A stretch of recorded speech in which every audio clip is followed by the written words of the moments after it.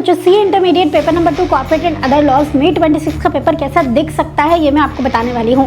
तो बहुत detailed blueprint में यहाँ पे लेके आई हूँ आप लोगों के लिए। क्वेश्चन वाइज मैंने यहाँ पे डिस्कस किया है कि कौन से क्वेश्चन नंबर पे कौन से टॉपिक्स आपसे पूछे जा सकते हैं। तो प्लीज़ वीडियो को एंड तक ज़रूर देखना।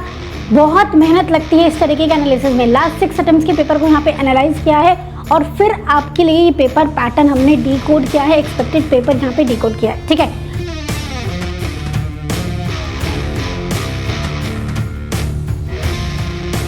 बात कर लेते हैं कि पेपर पैटर्न क्या होता है। तो आपको पता ही है वैसे तो कि आपका 30 मार्क्स का एमसीक्यू आता है एंड 70 मार्क्स का डिस्क्रिप्टिव पेपर आता है।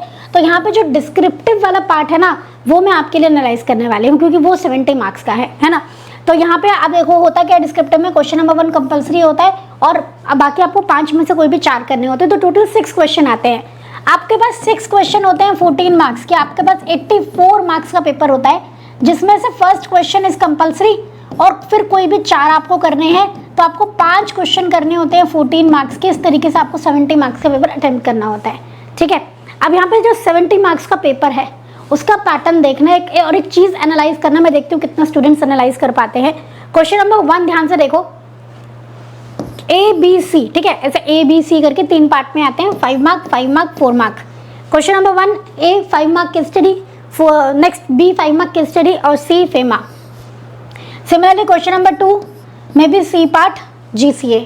क्वेश्चन नंबर 3 में C part interpretation. Question number 4 में इंटरप्रिटेशन। क्वेश्चन नंबर 5 में C part GCA। Question number 6 में C पार्ट फेमा। क्या आपको कुछ समझ में आ रहा है? मतलब ये है कि हर क्वेश्चन का जो C पार्ट है वो अदर लॉज से आ रहा है, इट इज फिक्स्ड। एंड इतना ही नहीं, चैप्टर्स आर ऑल्सो फिक्स्ड। तो हम ये बोल सकते हैं, और ये 4 नंबर का होता है, तो क्या मैं ये बोल सकती हूँ आप लोगों को कि 24 मार्क्स का पेपर आपका 3 चैप्टर से आ रहा है, GCA इंटरप्रिटेशन फेमा। ध्यान से देखो, GCA इंटरप्रिटेशन फेमा ही रिपीट हो रहा है, राइट? आ जाइए, क्वेश्चन नंबर 1 का C पार्ट हर पेपर में 6 on 6 पेपर्स एनालाइज किया, हर बार आपका फेमा आया है। क्वेश्चन नंबर 2 C हर बार GCA आया है। इस तरीके से हर बार ये पैटर्न फिक्स्ड रहा है। तो 24 नंबर अगर आपने ये 3 चैप्टर कर लिए तो 24 मार्क्स आपके फिक्स्ड हो जाते हैं। चलो आप एक क्वेश्चन लीव करेंगे तो भी 20 मार्क्स आपके फिक्स हो जाते हैं। अब 6 के 6 क्वेश्चन तो आप अटेम्प्ट नहीं करोगे ना, आपको तो 5 अटेम्प्ट करने हैं, तो 5 4 20 और 20 मार्क्स आर फिक्स्ड। ठीक है, जो आपको चैप्टर आता है, मान लो अगर आपको फेमा कम आता है या इंटरप्रिटेशन कम आता है तो वो एक उसका क्वेश्चन आप छोड़ सकते हैं, बाकी आपके 5 मार्क्स फिक्स्ड हैं। अभी लास्ट 6 अटेम्प्ट्स का हमारे पास ट्रेंड एनालिसिस है। 84 मार्क्स के डिस्क्रिप्टिव पेपर में जो 50 नंबर है वो कंपनीज एक्ट से है, 51 इनफैक्ट, LLP एक्ट से 9 नंबर का है, इंटरप्रिटेशन से 8 नंबर का है, फेमा से 8 नंबर का है एंड GCA से आपका 8 नंबर का ही बोलेंगे हम, 8 नंबर का पेपर आया हुआ है। तो ये आपके इंपॉर्टेंट हो जाते हैं। ये हमने चार्ट के थ्रू आपको यहाँ पे शो करके रखा हुआ है। ठीक है, तो ये आप ज़रूर अपने पास नोट कर लेंगे। तो कंपनीज एक्ट की वेटेज है 51 मार्क्स की, तो इसको तुम छोड़ नहीं सकते। ठीक है, अदर लॉज में कम चैप्टर में ज़्यादा नंबर मिल रहे हैं, बट कंपनीज एक्ट तो करना पड़ेगा ना। तो अब मैं आपको बताऊंगी कि कंपनीज एक्ट के इंपॉर्टेंट चैप्टर्स, इंपॉर्टेंट टॉपिक्स कौन कौन से हैं। आइए, तो कंपनीज एक्ट का जो हीट मैप है, topic heat map means hot topics, आ जाओ फटाफट से देखो। ये है आपके लास्ट के 6 अटेम्प्ट्स। आपका जो मीटिंग वाला चैप्टर है जिसमें से AGM, EGM, quorum, e voting के क्वेश्चन आए हुए हैं 6 में से 5 बार। ठीक है, 3 बार आया फिर 1 बार नहीं आया, तो हो सकता है 3 बार ये वाला ट्रेंड बन जाए कि अब आ जाए। ठीक है, फिर एक्सेप्टेंस ऑफ डिपॉजिट 6 में से 6 बार आया है। ऑडिटर्स के अपॉइंटमेंट, रोटेशन, नफरा, फ्रॉड पक्का 6 में से 6 बार आया ही आया है। ठीक है, इनके डिटेल्ड में इंपॉर्टेंट टॉपिक भी बताऊंगी मैं नेक्स्ट स्लाइड पे। फॉरेन कंपनीज 5 बार आया है, 6 में से लगातार आ रहा है, पिछले 5 अटेम्प्ट में लगातार आ रहा है। ठीक है, प्रोस्पेक्टस एंड अलॉटमेंट आया 4 बार है, लेकिन लास्ट 4 अटेम्प्ट से लगातार आ रहा है, इसलिए ये इंपॉर्टेंट हो जाता है। तो ये हमारे 5 चैप्टर ऐसे निकल आए जो हमारे लिए इंपॉर्टेंट है कंपनीज एक्ट में। क्या मैं ये कह सकती हूँ? ठीक है, तो इनको इंपॉर्टेंट मार्क करेंगे। अब आगे चलते हैं। अच्छा, PDF आपको मिल जाएगी, ठीक है, डिस्क्रिप्शन में PDF मिल जाएगी, वो भी आप डाउनलोड कर सकते हो। तो लिखना मत, मेरी बात सुन लो सिर्फ। ठीक, उसके बाद रजिस्ट्रेशन ऑफ चार्जेस चैप्टर जो है आपका, ये आपका 6 में से 3 बार आया हुआ है। तब ध्यान से देखना, 1 बार नहीं आया फिर आ गया, फिर नहीं आया फिर आ गया, फिर नहीं आया फिर आ गया, तो मई 26 में हो सकता है ना आए, थोड़ा सा लिस्ट प्रायोरिटी है ये। फिर शेयर कैपिटल वाला चैप्टर वेरिएशन, बायबैक, बोनस, इसके बारे में आ जाता है। तो 2 बार आया, 2 बार नहीं आया, 2 बार आया तो मई 26 में हो सकता है ना भी आए, ठीक है। बट इस तरीके से हम प्रिडिक्ट नहीं कर सकते हैं, तो हम ये इंपॉर्टेंट करके जाएंगे बिकॉज शेयर कैपिटल वाला चैप्टर एक्चुअली में इंपॉर्टेंट है। उसके बाद dividend chapter, final dividend, interim dividend, outer reserve में डिविडेंड देना है, ये भी 6 में से 4 बार आया है। इनकॉर्पोरेशन वाला चैप्टर है, इजी चैप्टर पड़ता है तो जरूर कर लेना, हालांकि 3 बार ही आया 6 में से, बट इजी चैप्टर है, कर लेंगे हम, ठीक है। Books of accounts, audit trail, XBRL, accounts of the company में जो हमारे टॉपिक्स है 6 में से 3 बार आए हैं, तो कर लेना इनको भी, ठीक है। प्राइवेट प्लेसमेंट, CSR 6 में से 2 बार आया है, 6 में से 2 बार आया है, दोनों ही टॉपिक, बट कम बार पूछे गए हैं। इसका मतलब ये नहीं है कि हम करके नहीं जाएंगे, क्योंकि जनवरी में ये नहीं आए। अब जनवरी में नहीं आया तो मई में आने के चांसेस थोड़ा सा और बढ़ जाते हैं, हालांकि this is not 100% true, but ये एक्सपेक्टेड रहता है कि जो जनवरी में अभी आ सकते हैं, मई में अभी आ सकते हैं, तो मई 26 में इनके आने के चांसेस फिर से बढ़ जाते हैं, क्योंकि देखो ICAI के फेवरेट टॉपिक तो हैं ये दोनों, प्राइवेट प्लेसमेंट और CSR, ठीक है। तो ये हो गए, इनमें से हमने 5 इंपॉर्टेंट चैप्टर अलग से मार्क कर लिए। अब हम इन इंपॉर्टेंट चैप्टर के डिटेल में जाएंगे। आइए, ये हो गए 5 एरियाज जो बहुत इंपॉर्टेंट है, ऑलमोस्ट सर्टेन टॉपिक्स है, ये आपको करने ही करने, इनको आप मिस कर ही नहीं सकते।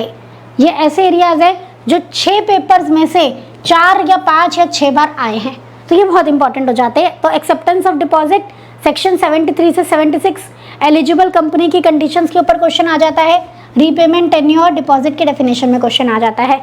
ऑडिटर्स में आपका सेक्शन 139 से 146, section 132, casual vacancy, rotation, fraud reporting और नफरा के ऊपर क्वेश्चन आ जाता है। मीटिंग्स वाले चैप्टर में आपका AGM, EGM, quorum, e voting, ये तो टॉपिक इंपॉर्टेंट है ही। इनमें से आपका रिक्विजिशन AGM सेक्शन 96 से 108, मतलब e voting, postal ballot, small share holder, director, इनके ऊपर क्वेश्चन आ जाता है। 6 में से 5 बार आया है, तो ये दोनों 6 में से 6 बार आए हैं, ये दोनों 6 में से 5 बार आए हैं, और ये 4 बार आया है, स्टिल इंपॉर्टेंट है, ठीक है। प्रोस्पेक्टस एंड अलॉटमेंट में आपका सेक्शन 23 से 42 कवर होते हैं। Private placement, expert consent, miss statement and decision, offer for sale important है। फॉरेन कंपनी की डेफिनेशन आप कर लेना, चैप्टर 22 की कंप्लायंसेस कर लेना कि प्रोस्पेक्टस आप इशू करते हो तो क्या क्या कंप्लाई करना होता है, बहुत इंपॉर्टेंट है। जिसमें आपका वो वाला पोर्शन है कि एडिशनल डिटेल्स प्रोस्पेक्टस में क्या क्या जाती है, मटेरियल, कॉन्ट्रैक्ट एंड ऑल, बहुत इंपॉर्टेंट है, ठीक है।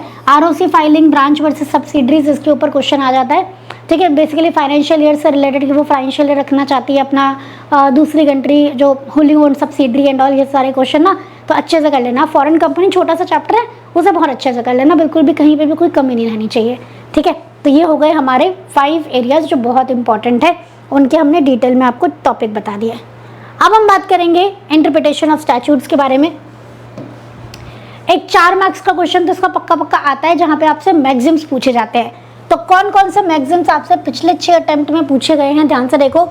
अब यहाँ पे ना एक चीज़ है कि कोई ट्रेंड नहीं है, तो भैया देखो मैक्सिम सारे कर लेना। मई 24 में आया था इंटरप्रिटेशन वर्सेस कंस्ट्रक्शन का, ठीक है, जेनेरेलिया, स्पेशलिबस, नॉन डेरोगेंट का। उसके बाद सितंबर 24 में आया था डेफिनेशन मीन वर्सेस इंक्लूड का। जनवरी 25 में एडजस्टम जनरल्स पूछा था। मई 25 में इलस्ट्रेशंस के बारे में पूछा था। सितंबर 25 में कॉन्टेम्परेरी एक्सपोजिशन पूछा था। जैन 26 में इंटरप्रिटेशन की कब जरूरत पड़ती है, बेनिफिशियल, एक्सेप्शनल, रिकंस्ट्रक्शन का, इनका कंस्ट्रक्शन का क्वेश्चन था। तो ये सारे टॉपिक्स आपसे पूछे गए हैं, और इंटरप्रिटेशन का क्वेश्चन इजी आता है, मतलब बहुत छोटा सा चैप्टर है तो आप इसको कर लेंगे। और ये हर बार नया क्वेश्चन पूछा जाता है, पुराने वाला तो अटेम्प्ट वाला रिपीट नहीं होता है, तो प्लीज़ इसको आप पूरे चैप्टर को अच्छे से कर लेना, ठीक है। तो मैक्सिम्स रेयरली रिपीट होते हैं, पूरा चैप्टर करोगे तभी यहाँ पे बात बनने वाली है, क्लियर है। तो ये आप नोट कर लेंगे। आगे चलते हैं। तो अगर हम इन शॉर्ट पूछे, इन शॉर्ट अगर हम देखें तो FEMA, GCA, LLP 30% of every paper cover करता है। फेमा 8 नंबर का क्वेश्चन, GCA 8 नंबर का क्वेश्चन आते हैं, LLP से 9 नंबर के क्वेश्चन आते हैं, और इंटरप्रिटेशन से मैंने आपको बता दिया था 8 नंबर के क्वेश्चन आते हैं, ठीक है। तो फेमा, GCA और LLP में क्या क्या इंपॉर्टेंट है वो देख लो। रेजिडेंशियल स्टेटस फेमा में बहुत इंपॉर्टेंट है, इंडिया में आए हो, ठीक है। डुअल एम्प्लॉयमेंट का क्वेश्चन है कि वहाँ पे जॉब कर रहे थे, यहाँ पे आ गए, यहाँ पे जॉब कर रहे थे, वहाँ पे चले गए, तो ये बहुत बार पूछा गया है, बहुत इंपॉर्टेंट है। Permissible current account transaction schedule 3 very important. Capital account transaction, immovable property India में है, आउटसाइड है, वो इंडिया में आ गई, इमूवेबल प्रॉपर्टी आउटसाइड होल्ड कर सकते हैं क्या, कि बाहर चले गए इंडिया में होल्ड कर सकते हैं क्या, ठीक है। तो ये PRII के ऊपर क्वेश्चन आता है, ये बहुत इंपॉर्टेंट है। कमीशन के लिमिट्स, जो लिमिट वाला जो है आपका स्केड्यूल, उसके ऊपर क्वेश्चन आ जाता है। लिबरलाइज रेमिटेंस स्कीम के ऊपर क्वेश्चन आ जाता है। डेफिनेशंस में फॉरेन एक्सचेंज, फॉरेन सिक्योरिटी का आ जाता है, रेयरली आता है बट आ जाता है, ठीक है। PROI इन्वेस्टमेंट में क्या क्या प्रोहिबिशंस है, प्रोहिबिटेड आइटम, उसके ऊपर क्वेश्चन आ जाता है। EFC अकाउंट से डोनेशन दे सकते हैं क्या, उसके ऊपर क्वेश्चन आ जाता है। GCA में क्या आता है, commencement and coming into force of enactment, effect of repeal very important, delegation of authority very important, offence की डेफिनेशन और ये डबल जेपर्डी इसमें से very important, gender, number, person, document, ठीक है। फ्रैक्शनल क्वांटिटी की फ्रैक्शनल, अगर टैक्स का रेट गिवन है तो क्वांटिटी के अकॉर्डिंग लगेगा वो, है ना। अगर पर क्वांटिटी टैक्स लग रहा है या केजीज के हिसाब से टैक्स है कि 10 रुपये पर केजी, तो जितना आपका केजीज वाला क्वांटिटी उतने हिसाब से टैक्स लगेगा, ये वाला टॉपिक है। गुड फेथ की डेफिनेशन बहुत ज़्यादा आ जाती है। रूल्स, बायलॉज और ये प्रायर पब्लिकेशन वाला टॉपिक जो है ये आपसे आ जाता है, पूछा जाता है, ठीक है। तो GCA में ये इंपॉर्टेंट है। LLP में क्या इंपॉर्टेंट है, वाइंडिंग अप बाय ट्राइब्यूनल, कौन कौन से ग्राउंड्स है, क्या प्रोसीजर है। Compromise arrangement with NCLT, admission and contribution of partners, बहुत इजी क्वेश्चन बनता है। ट्रांसफर और असाइनमेंट ऑफ पार्टनर्स शेयर, ये भी इजी है आपका। Whistle blower protection very important, star लगा लो, ठीक है। फॉल्स स्टेटमेंट के ऊपर क्वेश्चन आ जाता है, अगर आपने फॉल्स स्टेटमेंट दी है, ठीक है, LLP बनवाई है तो क्या रहेगा यहाँ पे। एनुअल रिटर्न का डिफॉल्ट पेनल्टीज के ऊपर, LLP वर्सेस LLC, अगर इजी आना होगा पेपर तो ये टॉपिक आ जाएगा, ठीक है। एड्रेस चेंज हो गया है या पोस्ट इनकॉर्पोरेशन फाइलिंग्स के ऊपर क्वेश्चन आ जाता है यहाँ पे, ठीक है। तो ये LLP एक्ट के इंपॉर्टेंट टॉपिक है, तो प्लीज़ इनको ज़रूर लिख लेना। मतलब PDF मिलेगी आपको तो ध्यान से इनको पढ़ लेना एग्जाम से पहले, ठीक है। जब LLP एक्ट खोलोगे तो पहले ये टॉपिक पढ़ना, फिर बाकी पढ़ना। जब GCA ओपन करोगे तो पहले ये टॉपिक पढ़ना, फिर बाकी पढ़ना। इस तरीके से इनको यूज़ करना है, क्लियर। चलिए, उसके बाद आपकी प्रायोरिटी क्या रहनी चाहिए पढ़ने की, ध्यान से देखो। सबसे पहले कौन कौन से टॉपिक है, अगर मैं आपको समराइज करूँ तो आपको बोलूँगा मैम एक पेज पे लिख के दे दो पहले कौन कौन से टॉपिक करने हैं, तो आ जाओ। सबसे पहले आपको डिपॉजिट चैप्टर, ऑडिटर्स मीटिंग वाला चैप्टर करना है, फिर फॉरेन कंपनी डिविडेंड प्रोस्पेक्टस वाला चैप्टर करना है। फेमा में रेजिडेंशियल आप पिक कर लेंगे, ठीक है। कैपिटल करंट अकाउंट वाले स्केड्यूल्स अच्छे से कर लेंगे। इंटरप्रिटेशन ऑफ स्टैट्यूट्स आपको पूरा करना है, ठीक है। और फिर GCA वाला आप चैप्टर कर लेना, सिर्फ डेफिनेशन नहीं बाकी प्रोविजन कर लेना, डेफिनेशन इतनी इंपॉर्टेंट नहीं। उसके बाद registration of charges, creation of charge, modification of charge, satisfaction, removal of charge, पूरा इंपॉर्टेंट है, इजी छोटा सा चैप्टर है। शेयर कैपिटल वाला चैप्टर थोड़ा बड़ा है, उसमें क्या क्या करना है, variation of rights, bonus, buyback, बहुत इंपॉर्टेंट है। इनकॉर्पोरेशन वाले में स्पाइस वाला इनकॉर्पोरेशन फॉर्म, ठीक है। MOA AOA के बारे में पढ़ लेंगे। In fact effect of MOA when registered, ये भी आ गया था इजी सा क्वेश्चन, ठीक है। फर्स्ट सब्सक्राइबर्स के साइन और नेम चेंज के फॉर्मेलिटीज, ठीक है। तो चेंज इन MOA AOA पढ़ लेना, हो सकता है अब चेंज इन रजिस्टर्ड ऑफिस पूछ लिया जाए, ठीक है, तो ये कर लेना। LLP में वाइंडिंग अप इंपॉर्टेंट है, ट्रांसफर ऑफ शेयर्स और compromise with NCLT, books of accounts, audit trail, XBRL filing, extra topics हैं, इनको पढ़ लेंगे। उसके बाद आपके टायर 3 टॉपिक कौन कौन से हैं, जो एक बार पढ़ लेना, बहुत ज़्यादा इसमें ऐसे दिमाग खपाने की ज़रूरत नहीं है, ठीक है। Private placement, SBO rules, CSR committee, impact assessment, related party provisions, LLP LLC का डिफरेंस, क्लियर है। तो ये सारे टॉपिक्स आपको करने हैं, ये हाई प्रायोरिटी टॉपिक्स है, पहले इनको करके जाना लाइन वाइज, डिपॉजिट से स्टार्ट करके LLP वर्सेस LLC, इन टॉपिक को पहले करेंगे और फिर आगे चलेंगे। और अब जिस चीज़ का आप वेट कर रहे थे अब उसकी बारी है, वो है आपका पेपर डिकोडिंग। अगर पैटर्न होल्ड करता है तो आपका May 26 का पेपर आपको कुछ ऐसा दिख सकता है। क्वेश्चन नंबर 1 का A पार्ट 5 मार्क का, जैसे 5 4 मार्क्स के तो आते हैं आपके क्वेश्चन, तो क्वेश्चन नंबर 1 का A पार्ट आपको मिल सकता है from chapters share capital, dividend और प्रोस्पेक्टस। क्वेश्चन नंबर 1 का B part from chapter deposit, audit and deposit, auditors, foreign company. Question number 1 का C पार्ट फेमा से ही आता है, रेजिडेंशियल स्टेटस या करंट अकाउंट, कैपिटल अकाउंट का क्वेश्चन आपको दिख सकता है। क्वेश्चन नंबर 2 का A पार्ट आपका मीटिंग, प्रोस्पेक्टस या चार्जेस चैप्टर में से हो सकता है। क्वेश्चन नंबर 2 का B पार्ट आपका डिपॉजिट, डायरेक्टर्स या रेजोल्यूशन में से आ सकता है। क्वेश्चन नंबर 2 का C part general clauses act में से आ सकता है। क्वेश्चन नंबर 3 का A पार्ट जो है वो चार्जेस में से, डिविडेंड में से या शेयर कैपिटल में से पूछा जा सकता है। क्वेश्चन नंबर 3 का B part audit and auditors या एक्सेप्टेंस ऑफ डिपॉजिट में से पूछा जा सकता है। क्वेश्चन नंबर 3 का C पार्ट में कोई मैक्सिम या रूल आ सकता है इंटरप्रिटेशन का। क्वेश्चन नंबर 4 के A पार्ट में ऑडिटर्स, नफरा, बुक्स ऑफ अकाउंट्स, इनसे रिलेटेड क्वेश्चन आ सकता है।